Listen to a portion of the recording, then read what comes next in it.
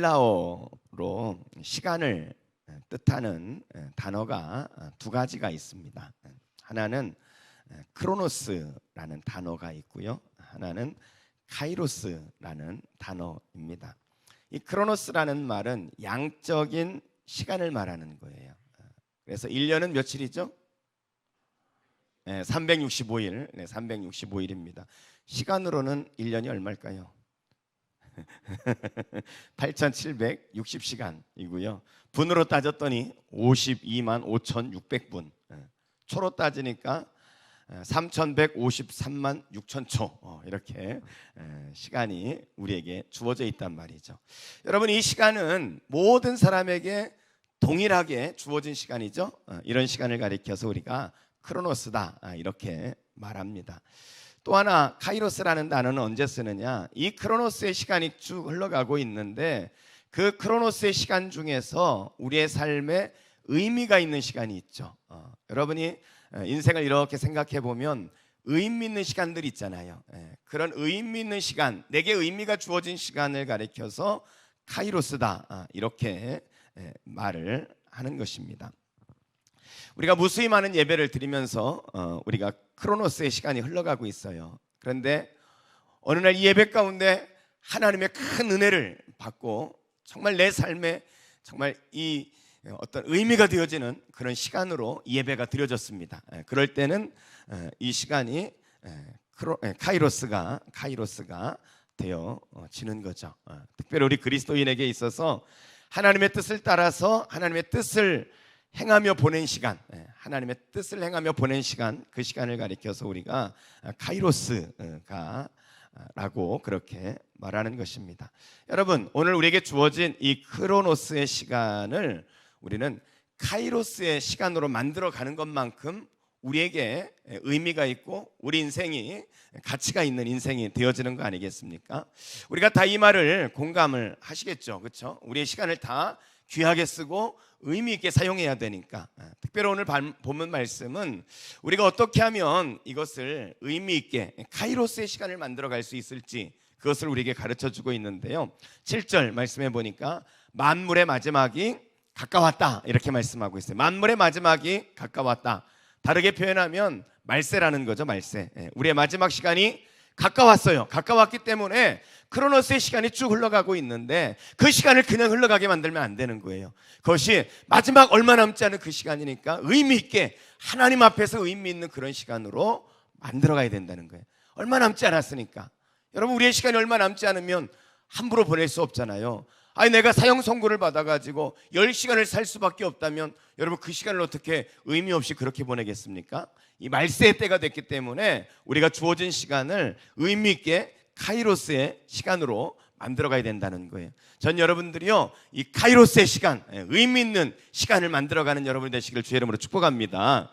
그럼 여러분, 어떻게 하면 우리가 이 크로노스에 흘러가는 시간을 카이로스로 이렇게 만들어갈 수 있을까? 오늘 성경은 계속해서 그러므로 너희는 이렇게 말하고 있어요. 그러므로 너희는 마지막 때가 가까이 왔어요. 그러므로 너희는 이렇게 살아야 된다 하면서 가르쳐주고 있습니다. 자, 7절 말씀을 다시 한번 보겠습니다. 7절 말씀, 만물의 마지막이 가까웠으니 그러므로 너희는 어떻게 살아라? 같이 읽어봅니다. 시작. 정신을 차리고 근신하여 기도하라는 거예요. 정신을 차리고 근신하여 기도하라. 이제 인생이 얼마 남지 않았어요. 주님 오실 날이 얼마 남지 않았으니까 정신 차리고 근신하여 기도하라 이렇게 말씀하고 있어요. 여러분, 이 정신을 차리다라는 말은 어떤 의미냐면, 정신 차리다, 이 말은 이 마가복음 5장 15절에 보면 이 거라사에 귀신 들린 사람이 있거든요. 이 귀신이 들려가지고 귀신의 조정을 당하면서 인생을 망가뜨리면서 망친 인생을 살아가고 있단 말이에요. 그런데 주님이 오셔서는 이 귀신 들린 사람을 치유해 주셨어요. 그래서 정신이 온전해졌단 말이죠. 이때 정신이 돌아왔다, 이때 쓰는 말이 오늘 이 정신을 차리다 하는 단어하고 똑같은 단어입니다. 그러니까 정신을 차리다는 것은 뭐겠어요? 우리가 사단에 끌려가지고 세상의 유혹 속에 살고 세상의 쾌락에서 살고, 이거는 정신을 못 차리고 사는 거라는 거예요. 그것에서부터 돌아와서 이제 정신 차리고 그리고 근신하여라는 말은 술 취하다의 반대말이에요. 술 취하지 말고 술 취한다. 여러분 술 취하면 어떻게 되겠습니까? 술에 끌려서 사는 거죠, 그렇죠? 술 때문에 용기가 생기고 술 때문에 막 노래를 부르고 술 때문에 하지 말아야 할 막 살인도 저지르기도 하고 이렇게 술에 끌려가지고 살아가게 되어진단 말이죠. 근신한단 말은 이 말의 반대말이라는 거예요. 반대말. 그래서 3절 말씀에는 이 삶을 이렇게 말합니다. 너희가 음란과 정욕과, 여러분 사단에 끌려서 살게 되어지면은 이 음란과 정욕과 이것에 빠지게 되어지죠. 술 취함과 방탕과 향락과, 술에 취하면 방탕하죠. 향락에 빠지게 되어진단 말이에요. 그런가 하면 무법한 우상 숭배를 하여 이방인의 뜻을 따라 행한다는 거예요. 지난날 이렇게 행하는 것은 지나간 때로 적하다. 만문의 마지막이 가까웠으니까 이제는 돌이켜서 새로운 삶을 살아야 된다. 이렇게 말씀을 하고 있는 것입니다. 여러분, 베드로가 지금 말씀하는 거예요. 이 베드로의 말씀이 뭐냐면 만물의 마지막이 가까웠으니까 정신을 차리고 근신하여 기도하라. 주님이 언제 오실지 모르니까 이 사단에 끌려가지고 세상의 쾌락에, 세상의 욕심에, 세상의 유혹에 그렇게 끌려다니면서 살지 말고 술에 취한 것처럼 방탕하고 향락에 빠져서 그렇게 살면 안 된다. 이 말세의 때는 기도하며 살라는 거예요. 여러분들이 기도하며 사시기를 주의 이름으로 축복합니다. 기도하면서 살아야 된다. 기도하면서.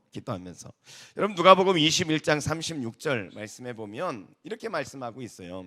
이러므로 너희는 장차 올 이 모든 일을 능히 피하고, 이 일이 올 것이라고 주님은 이미 말씀하셨어요. 사람들이 말세가 되어지면 술 취하고 방탕하고 사단의 노예로 그렇게 살아갈 것을 아셨어요. 그래서 이 모든 일을 능히 피하고, 그 다음에 인자 앞에 서도록 항상 기도하며 끼어 있으라 하시니라. 사단에게 끌려 살지 말고 하나님 앞에서 살아갈 수 있도록 항상 기도하며 끼어 있으라는 거예요.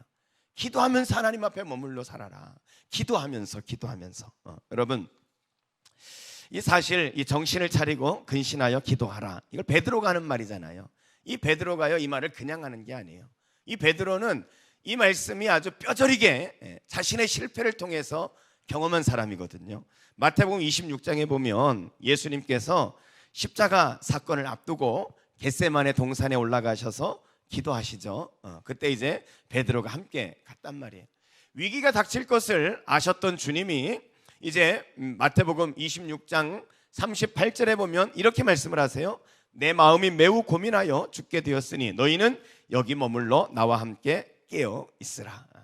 이제 주님이 죽음을 앞두고 있다는 것을 아셨기 때문에 여기 머물러 나와 함께 깨어 있어라 하면서 이 베드로에게 너희들 기도하고 있어라, 깨어 있어라, 이렇게 말씀하시고는 주님이 이제 기도하기 위해서 이제 올라가셨습니다. 간절히 기도하고 내려왔더니 베드로가 뭐 하고 있었어요? 뭐 하고 있었습니까?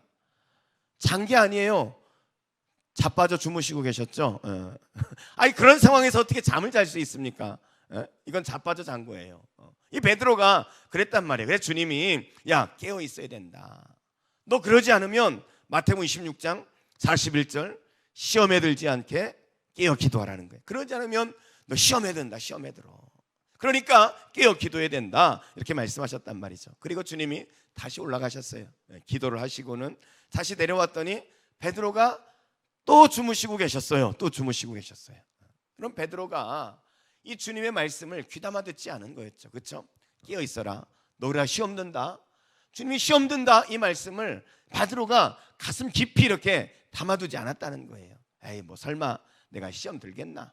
내가 지금 잠깐 잔다고 시험이 들겠나? 이렇게 생각했을 거예요. 그런데 여러분 결과적으로 어떤 일이 벌어졌습니까? 주님이 붙잡히시던 그 밤에 베드로가 주님을 부인하게 되어지죠. 닭 울기 전에 네가 나를 부인할 것이다 주님 말씀하셨는데 닭이 우는 순간 베드로가 어땠겠어요? 깜짝 놀랐겠죠. 아니 닭 울기 전에 부인할 것이란 주님의 말씀이 그대로 이루어졌단 말이에요. 그때서야 베드로가 깨달았던 거예요. 기도하라 할 때 기도하지 않아서 자기가 이 시험에 빠지게 되었다는 것을 깨달았죠. 너무나 부끄럽게 되어진 자기 자신을 보게 되어진 거예요. 아마 그날 이후로 베드로는요 새벽마다 새벽닭이 울 때마다 아마 부끄러웠을 거예요. 새벽닭 소리를 들을 때마다 주님의 그 말씀이 생각이 났을 거예요. 그래서 베드로가 지금 그 말씀을 하고 있는 거예요. 이 베드로가 지금 이런 엄청난 실패를 거듭하고 나서 정신을 차리고 근신하여 기도하라, 이렇게 말씀하고 있는 것입니다. 여러분, 오늘 이 말씀이 여러분에게 어떻게 들려오는지 모르겠어요.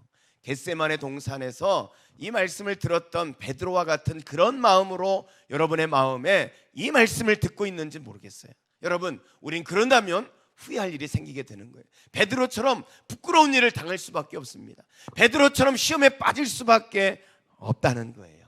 여러분, 우리가 이런 후회 눈물을 흘리지 않으려면요, 정신을 차리고 근신하여 기도해야 합니다. 여러분, 내 영혼을 위해서 기도해야 돼요. 기도해야 돼요. 우리의 영혼을 위해서 기도해야죠. 여러분, 세상이 갈수록 각박하고 위험한 세상을 살아가고 있지 않습니까? 여러분, 마귀가 호시탐탐 우리를 노리고 있는 그런 시대를 살아가고 있단 말이에요. 여러분, 우리가 술 취해서 허우적거릴 그런 시간이 없어요. 세상이 너무나 강력하게 사단의 역사가 일어나는 이곳에 우리의 자녀들을 그냥 그곳에 둘 수 있습니까? 우리의 남편, 우리 아내를 사단이 그렇게 노리고 있는 그 세상 가운데 그냥 보낼 수 있냔 말이에요. 내 영혼을 그냥 이 세상 가운데 이렇게 방치해 놓아도 되냐 말이죠. 여러분, 후회할 날이 오지 않도록, 후회하는 날이 오지 않도록 정신을 차리고 근신하여 기도하시는 여러분이 되시기를 축복합니다. 베드로가 새벽 다굴 때 슬피 울면서 그렇게 하나님 앞에 후회했던 것처럼 우리가 그런 후회를 하지 않도록 가슴을 치며 통곡하지 않기 위해서 지금이 우리가 기도할 때라는 거예요. 지금 기도할 그곳에 기도하십시오. 여러분, 매일 새벽마다 그리고 매일 저녁 9시마다 예배가 있단 말이죠. 여러분, 예배 참여하시고 기도하시고 기도하는 여러분 그렇게 되시기를 주의 이름으로 축복합니다. 두 번째로 8절 말씀에 보면은요, 무엇보다도 뜨겁게 서로 사랑할지니 사랑은 허다한 죄를 덮는다, 이렇게 말씀하고 있어요. 자, 우리 마지막에 가까워서 말세를 살아가는 우리에게 요구하는 거예요. 첫 번째는 기도하라 그랬죠. 두 번째는 뭐 하라는 거예요? 서로 사랑하래요. 서로 사랑하라. 서로 사랑하라. 여러분, 말세의 징조가 무엇인지 아십니까? 말세의 징조. 말세에 어떤 일이 벌어질 것인가? 여러 가지 말세의 징조가 있는데 디모데후서 3장 1절에서 4절 말씀해 보면은 너는 이것을 알아라, 이렇게 말합니다. 너는 이것을 알아라. 말세에 고통하는 때가 이르러, 고통하는 때가 오게 될 텐데 사람들이 누구를 사랑합니까? 자기를 사랑한다는 거예요. 자기를. 그리고 또 뭘 사랑해요?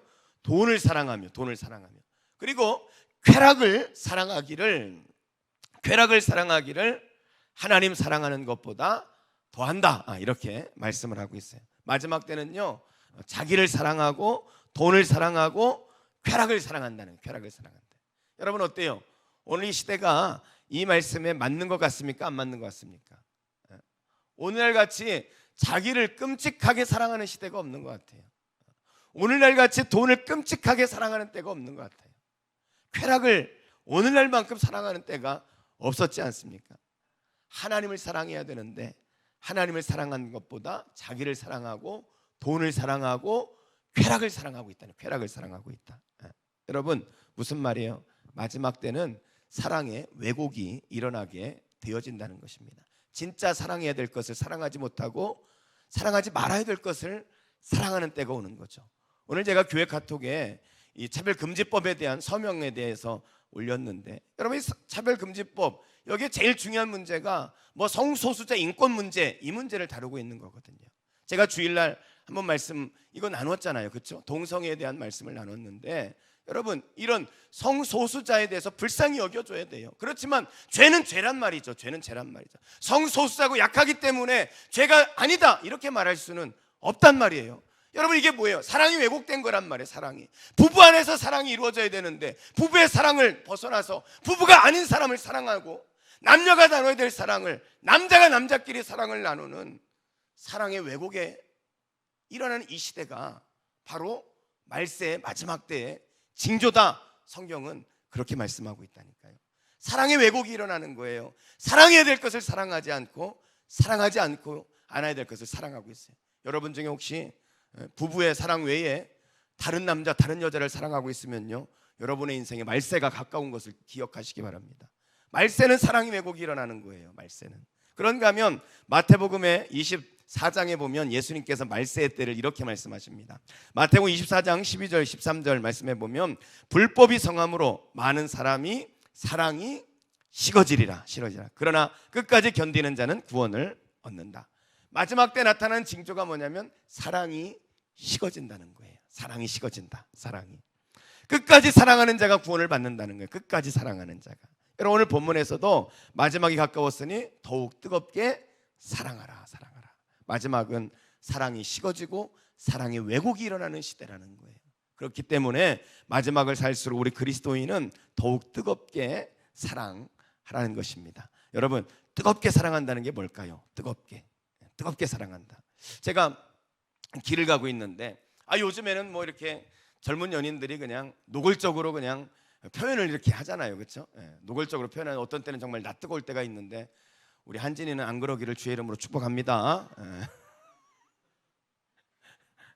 여러분이 집중하지 않으면 한진이가 고통을 당합니다.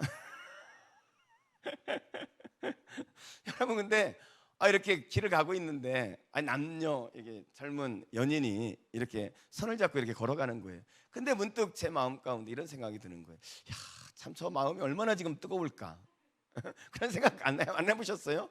남녀가 지금 손을 붙들고 딱 갈 때 그 마음이 얼마나 뜨거울까 말이야. 뜨끈뜨끈하죠 막. 그렇죠? 어떤 때는 여러분 어떤 때는 그런 기분이 이렇게 다시 한번 가보고 싶지 않아요?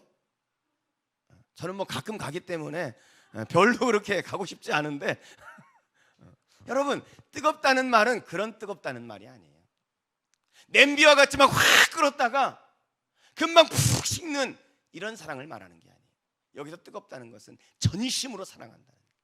요한복음 13장에 보면 예수님께서 자기 사람을 사랑하시되 끝까지 사랑하셨다. 전심을 다해서 사랑하시는 거예요.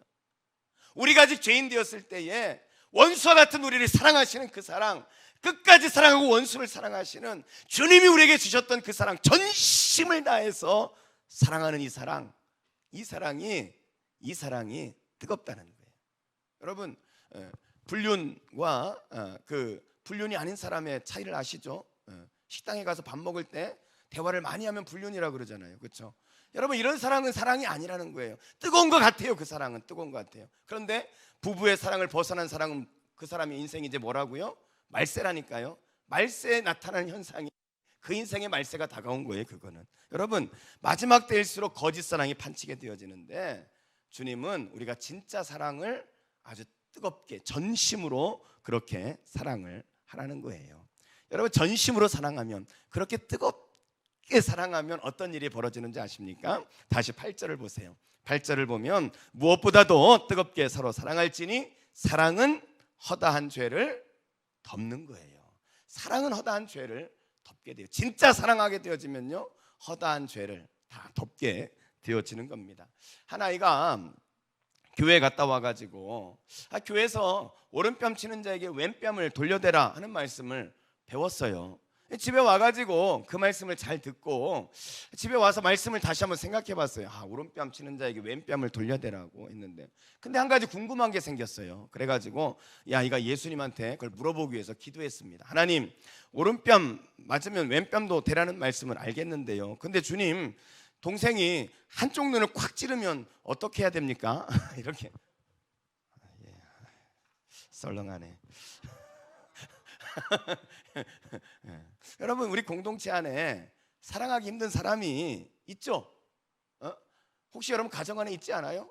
사랑하기 힘든 사람이 있습니까? 우리를 막 콱콱 찌르는 사람.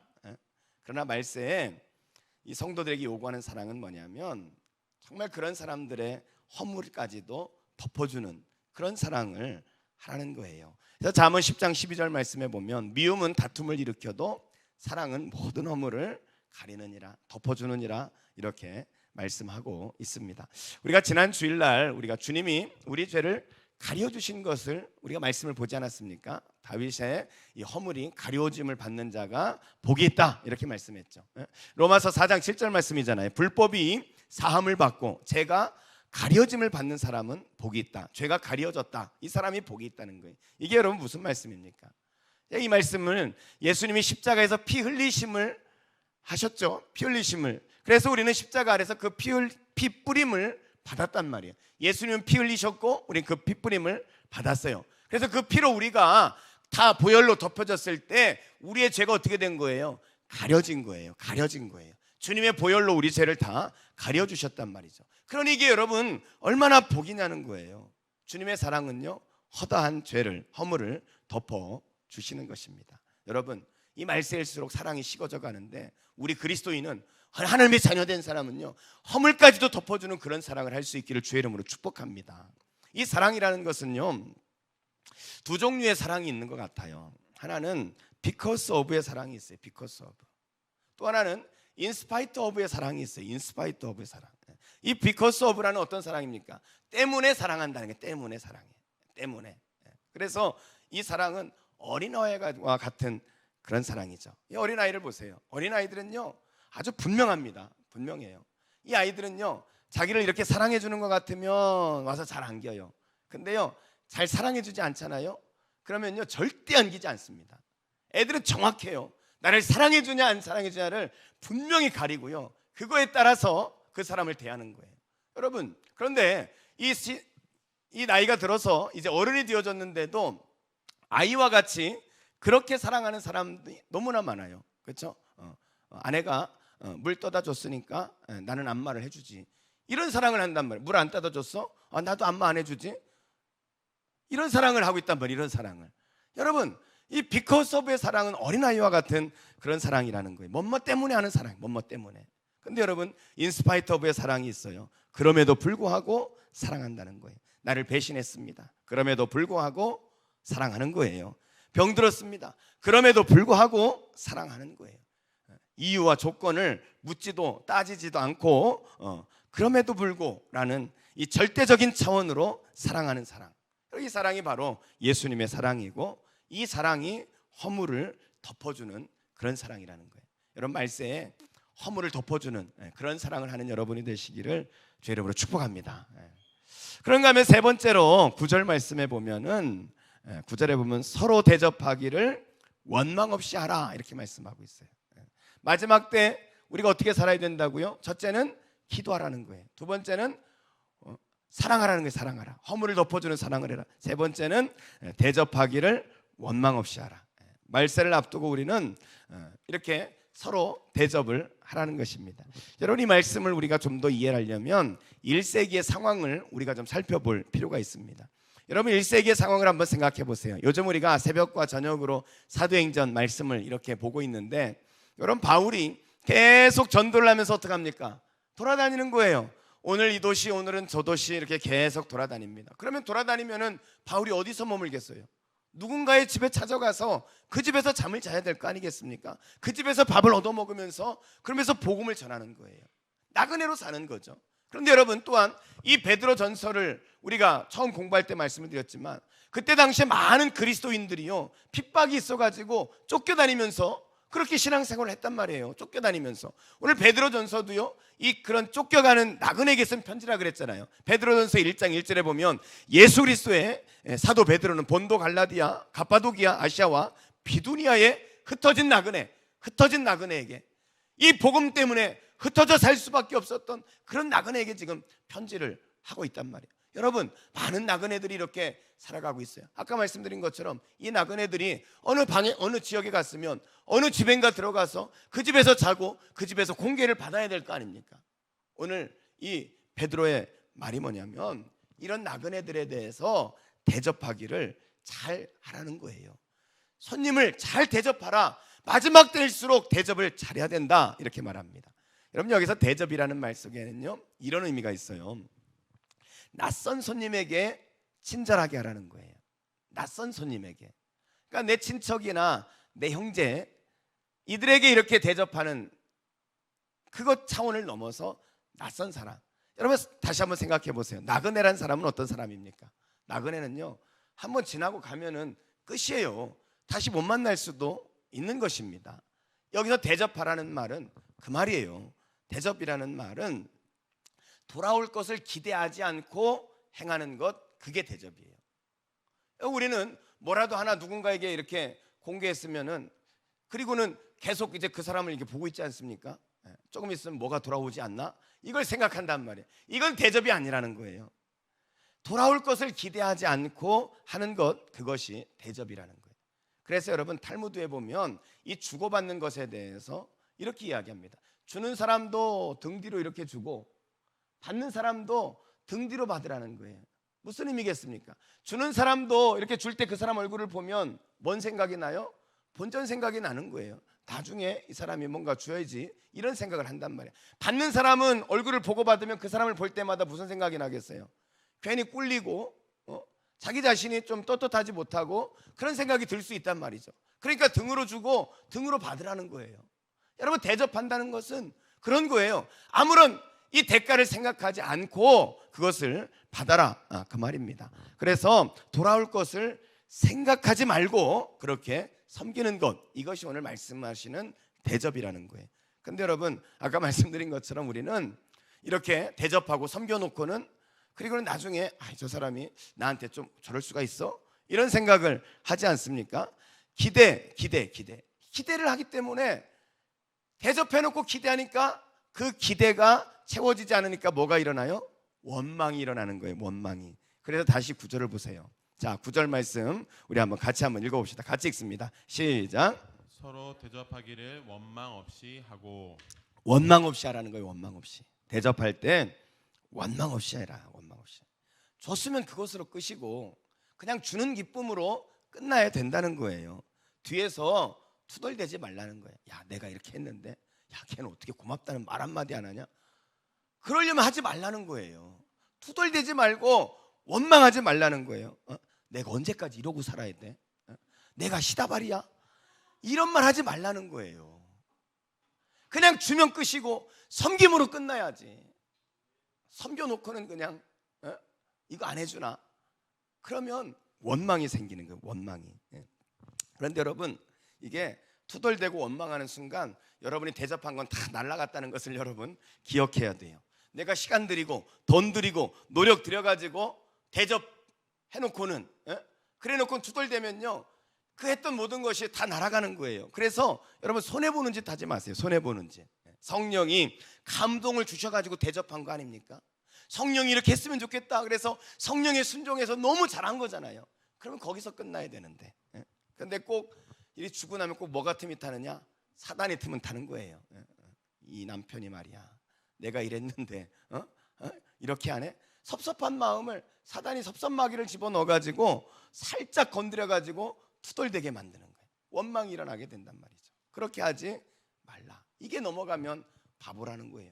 성령의 감동으로 그것에 순종해서 너무 좋은 일을 해놓고는 사단에게 또 그렇게 틈 타가지고 이렇게 손해보는 짓을 하지 마라. 원망 없이 섬겨라. 원망 없이. 여러분 우리가 왜 원망하면 안 될까요? 왜 바라면 안 돼요? 왜냐하면 10절을 보세요. 10절을 보면 같이 읽어봅시다. 각각 시작. 받은 대로 하나님의 여러 가지 은혜를 맡은 선한 청지기 같이 서로 봉사하라. 은사를 받았대요. 은사 자체가 선물입니다. 선물. 그러니까 우리가 가지고 있는 것은 다 선물이에요. 그러면서 뒤에 보니까 뭐라 그랬어요? 청지기라는 거예요. 청지기. 맡은 자라는 거예요. 우리는 맡은 자.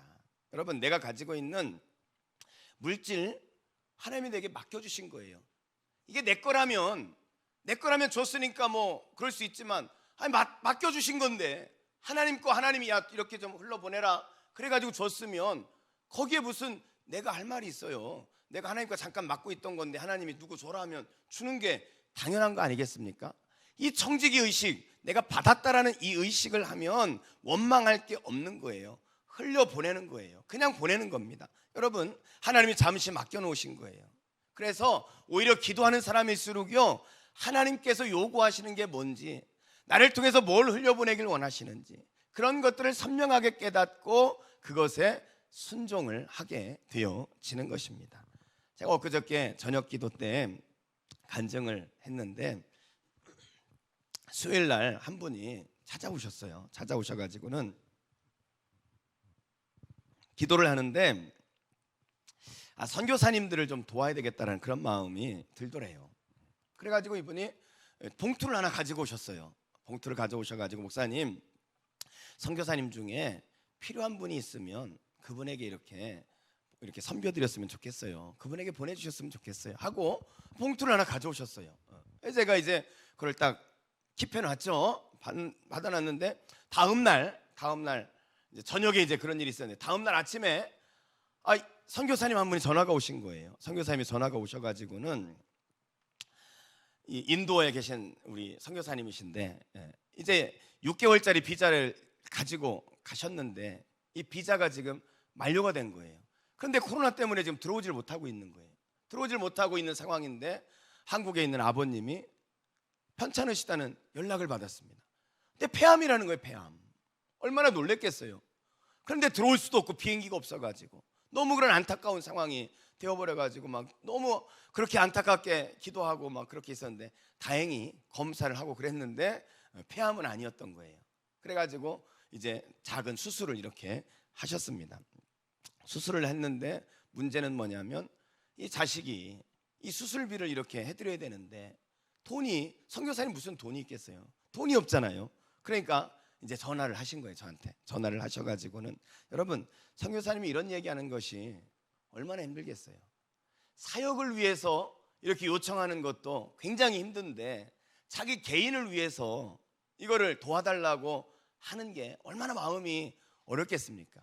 전화를 해가지고는 처음에는 뭐 그냥 이 목사님 어떻게 지내냐고 이렇게 한참 말을 돌리시더라고. 말을 안 하고. 그래서 이 양반이 전화하고 본론을 얘기를 안 하고 그래갖고 내가 곽성교사 뭔 일로 전화한 거냐고 내가 이제 다짜고짜 딱 물었더니 실은 말이야 그러면서 이제 내가 7월에 들어가면 내가 갚을게 그러시는데 내가 마음이 너무 아팠어요.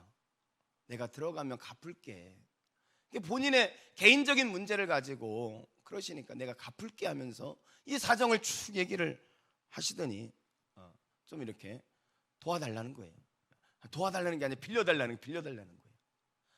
제 마음이 참 그렇더라고요. 선교사님이 하나님을 위해서 정말 하나님을 위해서 그렇게 가셨는데 이 마음이 정말 어떨까. 근데 그날 내가 저녁에 이제 기도하면서 그런 마음이 들더라고요. 선교사님이 육적으로는 참 가슴 아픈 일이지만 이 일을 통해서 그가 영적으로는 하나님 앞에 엄청난 큰 놀라운 선물을 받겠다 이런 생각이 들었어요. 할 수 없는 상황이잖아요. 주님 때문에 헌신하고 갔는데 이 상황에서 자기가 아무것도 할 수 없는 이 상황에 접해 있는 이 선교사님 하나님께서 영적으로 얼마나 큰 선물을 주실까 이런 생각이 들더라고요. 근데 내가 그 전화를 받고 또 전화를 끊고 참 하나님 기막히시다. 하나님 참 기막히시다. 아니 어제 한 분이 기도하면서 선교사님 필요한 분 있으면 보내달라고 어제 가져왔단 말이에요. 어제. 참 우리 하나님 어쩜 이렇게 기가 막히실까?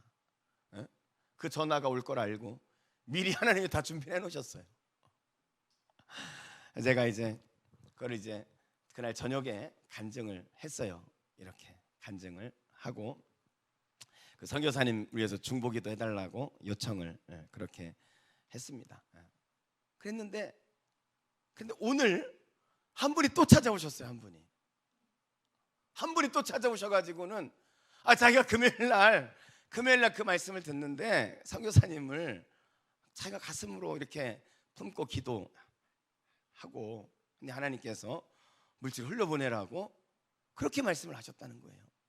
그래가지고 오늘 한 분이 또 봉투를 가져오셨어요.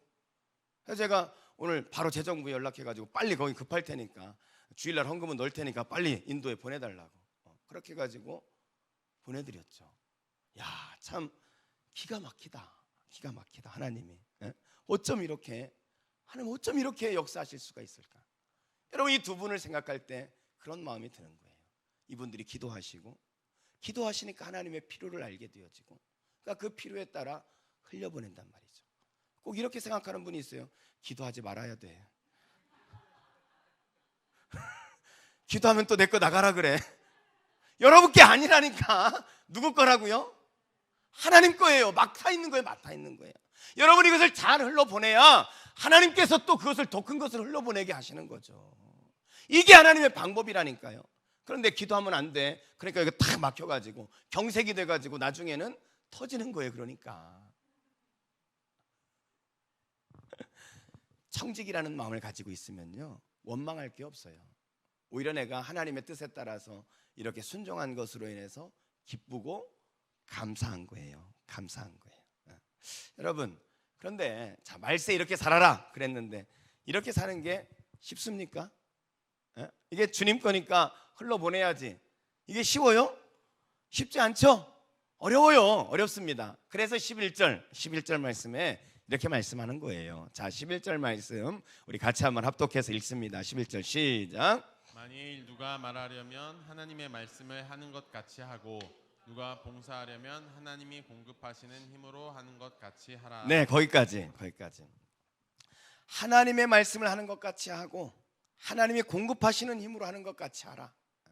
누구 힘으로 하라? 하나님 힘으로 하라는. 하나님이 공급하시는 힘으로 하는 것처럼 하라는 거예요.